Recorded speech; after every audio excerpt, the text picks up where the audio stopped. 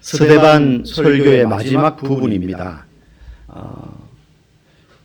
설교를 하고 있지만 사실은 설교하는 예배 드리는 시간이 지금 아니죠.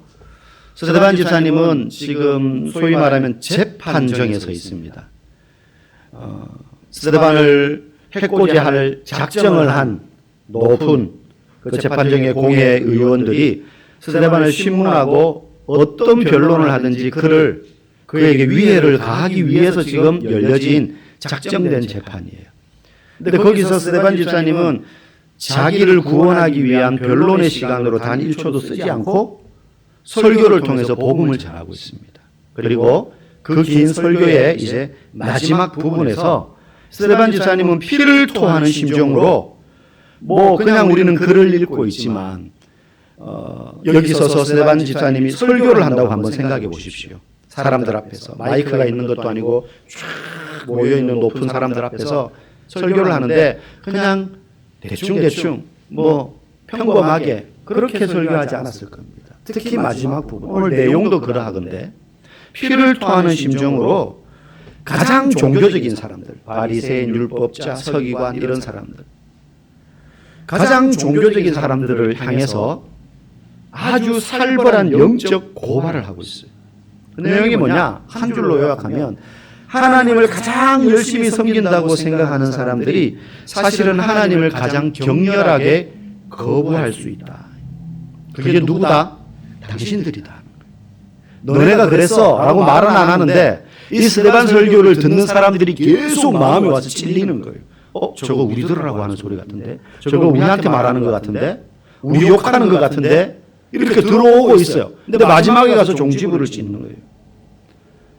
너희가 가장 종교적이어서 가장 하나님 앞에 열심이라고 자부하고 그렇게 살아왔지만 사실은 너희가 가장 하나님을 격렬하게 거부하고 복음을 거절했다. 그걸 고발하고 있습니다. 그 사람들 앞에서. 그러면서 스데반 집사님이 첫 번째 이야기하는 것, 너희들의 목이 너무 곧다, 뻣뻣하다는 거예요. 목이 곧은 자들아. 오늘 51절에 보니까 목이 곧고 그들을 향해서 표현하는 거예요. 너희 목이 곧은 자들이다. 목이 곧다라는 말은 뭔가 힘이 잔뜩 들어가 있다는 거죠. 위세 부리는 이런 장면을 우리가 언뜻 떠올릴 수 있겠지만 이거는 은유적인 표현이죠. 하나님의 은혜를 거부하겠다는 강한 의지. 잘 들으셔야 됩니다. 하나님의 은혜를 모르는 게 아니에요. 이게 하나님의 은혜인 줄 아는데 나는 그거 받아들이지 않겠어. 나는 그거 싫어. 라는 강한 의지를 가진 모습을, 영적 모습을 목이 곧은이라고 표현하는 거예요. 출애굽기에 보면 비슷한 표현이 나옵니다. 이스라엘 백성들을 향해서 하나님이 이렇게 말씀하세요. 목이 뻣뻣한 백성들이다. 출애굽기 32장 9절에 보면 나와요. 왜 하나님이 그 말씀을 하셨느냐? 모세를 통하여서 이스라엘 백성들이 애굽에서 탈출했습니다. 그리고 홍해를 건너고 광야를 지나서 시내산 아래 모였어요. 그 시내산 아래에서 거의 1년 정도 머무릅니다. 머무는 동안 모세가 어느 날 하나님의 부르심을 받아 시내산 위에 올라가요. 그 산 꼭대기에 하나님의 영광이 임재합니다. 모세 혼자 올라갑니다. 올라가서 그 산에서 40일간 있으면서 하나님과 대면하면서 주시는 율법을 받습니다. 40일 동안. 그 40일 동안 다른 모든 이스라엘 백성들은 그 산 밑에서 기다리는 거예요, 모세를. 40일 동안 내가 있다가 올게 이렇게 말하고 간 게 아니기 때문에 아마 그들 마음 가운데 하루 이틀 아니면 며칠, 길어야 일주일 있다가 내려오겠지 했는데 안 내려오는 거죠. 기다리다 어떤 일이 생기는데 사람들의 원성이 생기기 시작합니다. 도대체 모세가 언제 내려오냐? 올라갔다가 죽은 거 아니냐? 지금 모세가 죽어버리면 우리는 어떻게 되냐? 누가 우리를 인도하냐? 누가 우리를 돕냐? 애굽에 10가지 재앙을 내리고 홍해를 건널 때 도와줬던 그 여호와, 그분 도대체 어디 있냐? 모세도 없지 않느냐? 원성을 하니까 모세의 형 아론이 거기 있었거든요. 그래서 아론이 그들의 원성을 잠재우고자 애굽에서 탈출할 때 가지고 나왔던 금부치들을 다 모아가지고 담아가지고 끓여가지고 녹여서 그걸로 금으로 된 송아지 형상을 만듭니다. 그리고는 백성들에게 말합니다. 야, 우리를 애굽에서 구원해낸 신이 바로 이거야. 그러니까 막 도대체 우리를 구해준 신 도대체 어디 갔냐. 막 그러니까 이제 그 원성을 일단 잠재우려고 딱 만들어내니까 사람들이 혹하는 거죠. 안정을 주니까. 그래서 그 앞에 절을 하고 숭배합니다. 하나님이 그 모습을 보고 노하시죠. 그때 하셨던 말이 이들은 목이 뻣뻣한 백성이다. 무슨 말입니까? 지금까지 하나님의 은혜를 그들이 다 경험했거든요. 애굽에서 여기까지 오는 동안 10가지 재앙을 내리시는 것을 보았고 홍해를 가르는 것을 보았고 그들이 그 땅을 그 바다를 마른 땅처럼 건넜고 그리고 시내산까지 오는 동안 목마르다 그러면은 물을 내시고 만나를 주시고 그렇게 해서 살아왔단 말이에요. 그게 다 하나님의 은혜라는 걸 그들이 보고 경험을 했는데 그 은혜는 어디 온데간데 없고 당장 내 눈에 보이는 그 하나님 만들어내라는 것이죠. 여러분 고집 센 사람들을 보고 뻣뻣하다 그래요. 저 사람 참 뻣뻣하다 보면 알면서도 보고서도 굽히지 않는 그 모습을 말하는 것 아니겠습니까? 이스라엘 백성들이 그 하나님의 기적과 은혜를 다 보고도 알고도 우상 숭배를 했기 때문에 하나님이 이들은 목이 뻣뻣한 백성이다. 여러분 왜 은혜를 거부할까요? 사람이 때로는 하나님의 은혜인 줄 알고도 거부하는 이유가 뭘까요? 자신의 신념을 굽혀야 되거든요. 자신의 가치관을 바꿔야 되거든요. 그렇기 때문에 두려운 거예요. 자기가 옳다고 믿어왔던, 자기가 맞다고 생각했던 것들이 다 틀린 것이 된다고 생각하는 게 두려운 거예요. 그 현실을 받아들이는 게. 그래서 은혜 앞에 저항하게 됩니다. 그래서 전도할 때 보면 복음을 논리적으로 설명하고 성경에 대해서 질문하는 궁금한 것들을 다 잘 말해도 그가 그걸 듣고 내가 예수를 믿어야겠다. 그런 사람 저도 목사지만 한 번도 본 적이 없어요. 그래서 목사들이 제일 전도 못해요. 뭐 이렇게 목사라 그러면 막 물어요. 궁금한 거. 신앙, 성경, 기독교에 대해서. 그러면 나름대로 많은 대답들을 해준단 말입니다. 그러면 내 생각에는 이 정도 대답했으면 알아들었을 테니까 당신 말이 맞는 것 같으니 기독교를 믿어볼 만하겠네요. 이럴 것 같은데 이제까지 제가 그렇게 많은 시간을 투자해서 어떤 분들하고 한 2시간, 3시간씩 교회에 여기 데리고 와서 목양실에서 저랑 그렇게 이야기한 분도 있었어요. 지금도 그분은 저의 태신자입니다. VIP입니다. 지금도 그분을 위해서 기도하고 있어요. 들어보니 당신 말이 맞는 것 같군요 해가지고 내 생각이 틀렸던 것 같습니다. 잘못된 것 같아요. 이제 예수를 믿어야겠군요. 여러분 없어요. 그런 분들 거의. 이게 뭐 학문의 영역, 지식의 영역에서는 그게 가능해요. 내 생각이 틀린 것 같습니다. 내가 잘못 알고 있었던 것 같아요. 그런데 이게 신앙의 영역에서는 그게 잘 안 돼요. 왜? 본성을 건드리는 거기 때문에. 자기의 자존심, 자기의 신념 체계 이걸 다 바꿔야 되거든요. 옳다고 생각했던 것들 그걸 다 바꿔야 돼요. 여러분 저기 감옥에 있는 죄수들이요. 무엇이 옳고 그른지를 몰라가지고 저기 들어가 있는 게 아닙니다. 자기들이 한 짓이 나쁘다는 거 알아요. 아는데도 했거든요. 그걸 구분 못하는 사람들이 아니에요. 그렇기 때문에 성경의 이야기를 듣고 신앙의 복음의 이야기를 들을 때 하나님의 은혜에 대한 이야기를 들을 때 이게 단순히 내 생각이 맞냐 틀리냐의 문제를 넘어서서 내 인생의 주인이 바뀌는 문제이기 때문에 이걸 받아들이지 못하는 거예요. 내가 이때까지 내 삶의 주인인 줄 알고 살았는데 들어보니 그게 아닌 것 같네. 아닌 줄은 알겠는데 그걸 받아들이지 못하는 거예요. 내 인생의 주인을 바꿀 수 없는 거예요. 그건 너무너무 큰일이기 때문에. 내가 내 인생의 주인인 줄 알고 살았는데 당신 이야기를 들어보니 예수님이 내 삶의 주인이라는 거 아니야. 나 그거 인정 못하겠어. 나 그러기 싫어. 예수님이 내 삶의 주인이 되면 내가 좋아하는 거, 이제까지 해왔던 거, 술, 담배 하고 땡기고 뭐 사람들하고 음주 가면 놀고 그런 거 못하잖아. 받아들이기 싫은 거죠. 그래서 이렇게 넘어가는 게 너무너무 중요한 과정이에요. 그리고 이 허들이 되게 높아요. 그래서 사람들이 논리적으로 설명은 못하지만 느끼는 거예요. 아, 내가 만약에 예수를 믿게 되면 이걸 다 바꿔야 되는데, 나 그러긴 싫어. 그걸 느끼는 겁니다. 그런데 그걸 논리로 뚫어내는 게 아니라 무엇이 그 마음을 뚫어내어서 그 사람이 예수 믿게 되느냐? 성령이 그 사람의 내면에 작용하는 거예요. 성령이 그 굳게 닫힌 그 마음의 문을 뚫어내어서 그 심령 깊숙한 곳에 있는 자신의 죄인됨을 깨닫게 할 때 그 고든 목이 풀리면서 은혜 앞에 무릎 꿇게 되는 거죠. 그게 한 사람이 예수를 믿게 되는 과정이에요.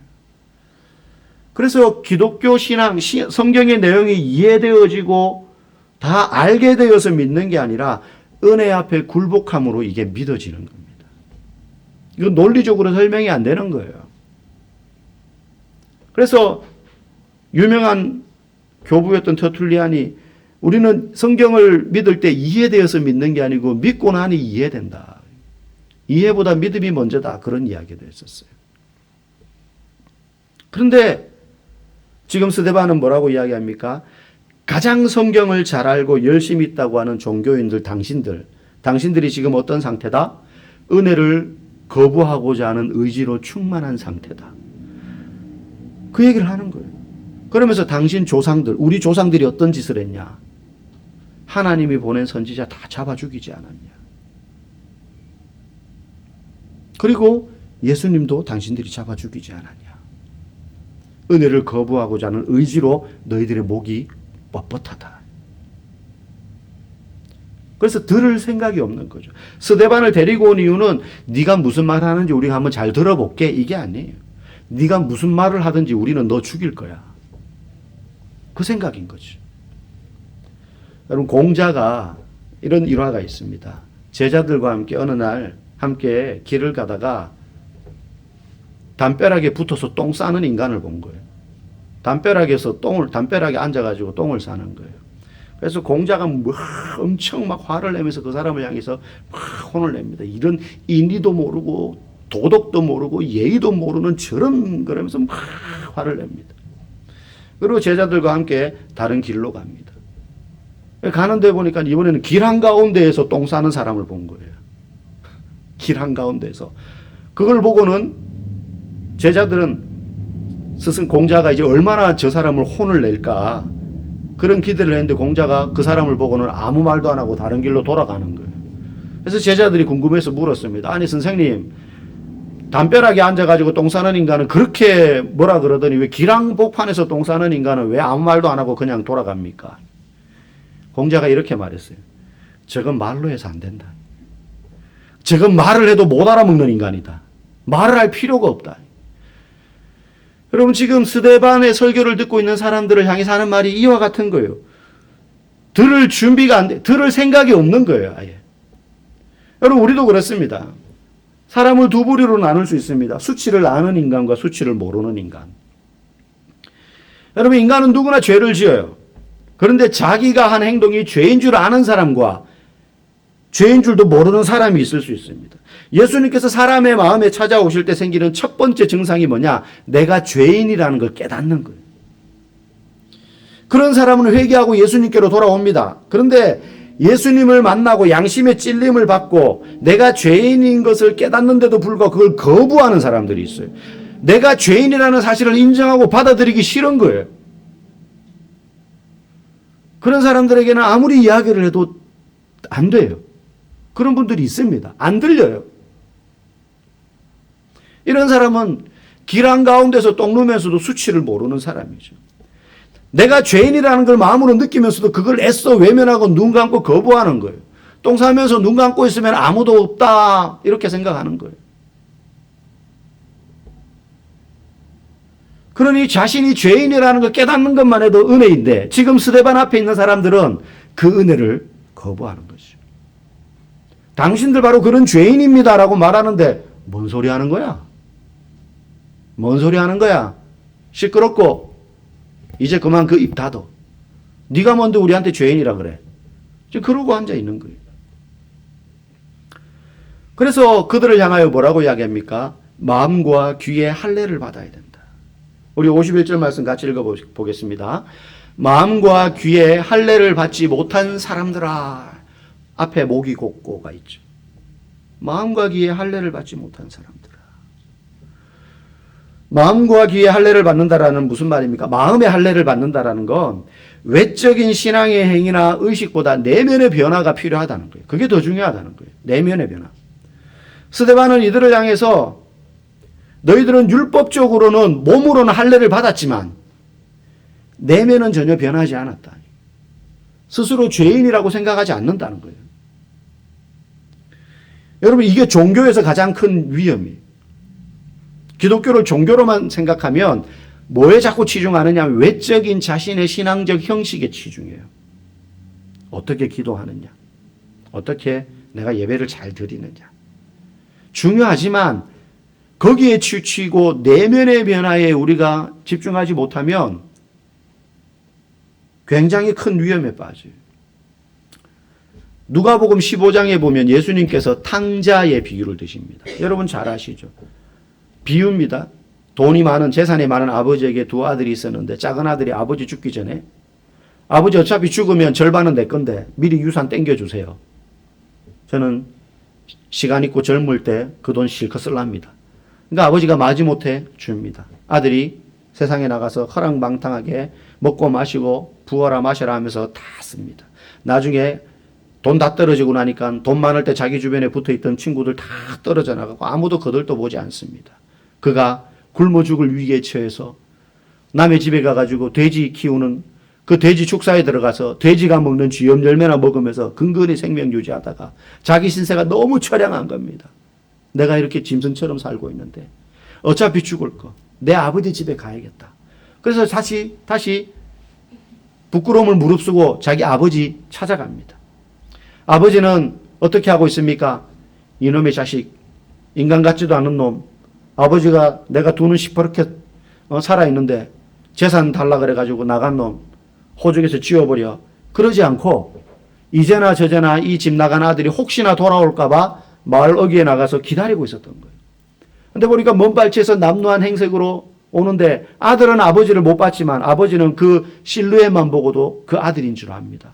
그래서 그 아버지가 어떻게 합니까? 뛰어나갑니다. 여러분, 우리도 옛날에 양반들은 안 뛰었습니다. 아무리 급해도 안 뛰잖아요. 양반의 채통이 있지. 고대 이스라엘의 신분이 높은 부잣집, 유대인, 정통 유대인 남자들도 안 뜁니다. 뛴다라는 건 수치를 드러내는 거예요. 뛰면서 자기의 맨살 다리를 드러내는 건 굉장한 수치의 행동이었어요. 근데 예수님의 비유에 보면 아주 디테일하게 예수님이 설명해요. 그 아버지가 달려나가요. 막 뛰어가요. 그렇게 할 수 없는 행동이에요. 뛰어나가서 그 아들을 안고 목을 어긋맞겨 끌어안고 막 안아줘요. 그리고는 죽었던 내 아들이 돌아왔다. 죽은 줄 알았던. 그래서 그 아들을 위해서 가축을 짐승을 잡고 잔치를 벌리자 해가지고 막 사람들 모아가지고 잔치 벌입니다. 이 아들은 쥐구멍에라도 들어가고 싶습니다. 무슨 소리냐? 너는 내 아들이다. 그러면서 옷을 입히고 아들로서의 상징인 반지를 끼워줍니다. 그런데 그 모든 모습을 곱깝게 보고 있던 큰아들이 있었습니다. 큰아들이 역정을 냅니다. 아버지, 나 이제까지 아버지 곁에서 단 한 번도 떠나지 않고 아버지를 위해서 이 많은 재산, 가축들, 종들 다 관리하면서 이렇게 아버지를 위해서 헌신해 왔는데 나와 내 친구들을 위해서는 이렇게 잔치 한번 벌인 적 없으면서 왜 저 아버지 재산 낭비하고 돌아온 저놈, 아들 같지도 않은 저놈을 위해서 이렇게 잔치 베풉니까? 여러분, 이 비유의 핵심이 뭔지 아세요? 그 돌아온 탕자, 보통 돌아온 탕자라고 이야기하죠. 그 아들은요, 외적인 규칙, 해서는 안 되는 행동, 쉽게 말하면 율법은 어겼지만 마음의 변화를 받아 자기가 죄인인 줄 깨닫고 돌아온 사람이에요. 그런데 큰아들은 어떤 사람이에요? 외적인 규칙은 잘 지켰어요. 큰아들 노릇은 잘했어요. 그런데 아버지의 마음을 인정하지 못했어요. 그럼에도 불구하고 저 인간 같지도 않은 저 둘째 아들을 기다리고 사랑으로 품어주고자 하는 은혜로운 아버지의 마음. 그걸 이 큰아들은 받아들일 수 없는 거예요. 어떻게 당신이 그럴 수 있냐는 거예요. 지금 그 상석에 앉아서 스데반을 재판하는 사람들은 어떤 사람들이에요? 이 둘째 맏아들이에요. 율법은 열심히 잘 지켰는데 하나님 아버지의 은혜를 몰라요. 그걸 거부해요. 여러분, 우리도 그럴 수 있습니다. 우리 모두가 신앙적 행위로는 잘할 수 있어요. 기도하고 말씀 보고 잘할 수 있습니다. 기본적으로 해야 되는 거죠. 물론 그것조차도 안 하는 분들은 더 문제지만. 그러나 그것보다 더 중요한 건 내가 죄인인 줄 알고 하나님의 은혜 앞으로 나아가고자 하는 거예요. 그 은혜를 받고 또 받으면 내 내면의 변화가 일어나는 그 모습이 우리 안에 있을 때에 그게 마음의 할례를 받는다는 거예요. 귀의 할례를 받는다는 게 무슨 말입니까? 너희들 귀의 할례를 받지 못했다라고 말하거든요. 말씀을 듣기는 듣는데 듣는 것으로 끝나서는 안 된다는 겁니다. 듣고 순종해야 됩니다. 그러지 못하고 듣고만 끝내니까 너희들 귀의 할례가 필요하다라고 말하는 거예요. 우리 말씀을 많이 듣습니다. 지금도 여러분 여기서 대표교도 해보신 분들은 아시죠? 올라가면 다 보입니다. 말씀을 잘 듣는 분과 그렇지 못한 분이 다 들립니다. 다 보여요. 필터로 걸러내는 거죠. 무의식 중에 내게 불편한 말씀은 차단합니다. 여러분 성경 읽으셔야 됩니다. 매일. 지금 사순절 기간 필사노트 지금 2권 남았는데요. 가져가셔서 쓰십시오. 여러분 매일 기도하십시오. 하는데 불편하니까 걸러내는 거예요. 그건 네가 하고. 여러분 영의 양식을 충분히 씹고 음미해야 되는 거예요. 적용하고 순종하라는 거죠. 근데 읽지 않고 듣지 않는데 읽고 들었으면 실천해야 돼요. 실천하고 적용한다는 건 음식을 먹고 그 음식이 영양분이 돼서 내 몸속 손가락, 발끝, 머리 끝까지 혈관을 타고 다 퍼진다는 이야기. 하나님의 말씀을 내가 듣고 지키고 적용한다는 건 그 하나님의 말씀을 통해서 우리의 삶의 인생의 우리의 내면 끝까지 그 말씀이 소화되고 적용되고 퍼진다는 거예요. 그때 우리의 영혼이 건강해지는 거예요. 우리의 내면이. 그래서 마음과 귀의 할례를 너네가 받아야 된다라고 말하고 있습니다. 지금 스데반 집사님은 그들을 향해서 너네 그래서 나쁜 놈들이야 라고만 말하는 게 아니에요. 이 설교의 핵심은. 제가 여러분들한테 설교하면서 당신들 그래서 전부 다 나쁜 인간들이 이렇게 설교 끝마치면 아마 다음 주에 여기 절반은 없을 거예요. 스데반 집사님 지금 그런 의미로 설교하는 게 아니라 마지막으로 호소하는 거예요. 그래서 당신들은 죄인입니다. 그걸 깨달아야 됩니다. 너네 나쁜 죄인들이야. 전부 지옥에 들어갈 인간들. 그렇게 말하는 게 아니에요. 여러분 우리가 죄인이라는 걸 깨달아야 돼요. 그래야 다시 살 수 있습니다. 라고 호소하고 있습니다. 아픈 사람이 병원에 갔는데 치료하는 의사가 당신은 지금 여기가 이만큼 아픈 상태입니다. 라고 진단을 하는 데서부터 치료는 시작되는 것 아닙니까? 그리고 환자가 그걸 인정해야 치료가 효과를 보게 되는 거예요. 그리고 나을 수 있는 것입니다. 의사가 암인데 괜찮다고 하거나 의사가 암이라고 하는데 환자가 제 괜찮아요. 저 치료 안 받을래요. 이러면 죽는 거예요. 복음은요 우리에게 계속 말해요. 한번 말하고 끝나지 않아요. 또 듣고 또 들으라. 뭐라고? 너네는 암이라는 질병에 걸린 환자처럼 죄라는 질병에 걸려있다. 너희들은 죄인이다. 그래야 우리의 완강한 목이 꺾여서 치료제, 은혜라는 치료제로 말미암아 치료될 수 있는 거예요. 여러분 은혜는 무엇이냐? 우리가 고개를 굽히기 이전에 우리를 위하여 먼저 굽히신 이가 있다는 소식의 은혜예요. 그분이 십자가에서 우리를 위하여 먼저 굽히셨어요. 그분은 왕 중의 왕이십니다. 아무에게도 조롱을 당하거나 목을 굽히시거나 할 필요가 없는데 그분은 죄인이 되어서 우리를 위하여 굽히셨어요. 십자가에서 모든 자존심을 내려놓고 모든 지위와 능력을 내려놓고 고개를 숙이셨어요. 그래서 우리도 그분 앞에 고개를 숙일 수 있게 된 거예요. 감사함으로 그리고 사랑으로. 목이 곧아서 그들은 보지 못했던 은혜를 스데반은 보았습니다. 그래서 그들에게 말하고 있습니다. 목이 곧은 너희들, 마음과 귀에 할례를 받지 못한 너희들, 그 목을 꺾고 그리고 마음과 귀에 할례를 받으라. 여러분 어떤 부분에서 혹시 목이 아직도 뻣뻣한 부분이 혹시 있지 않습니까? 모든 것이 하나님의 은혜라고 찬양하고 고백은 하지만 정작 이것도 내 거 저것도 내 거 그러면서 혹시 살고 있지 않습니까? 혹시 하나님의 은혜보다 더 하나님께 뭔가를 구하고 있지 않습니까?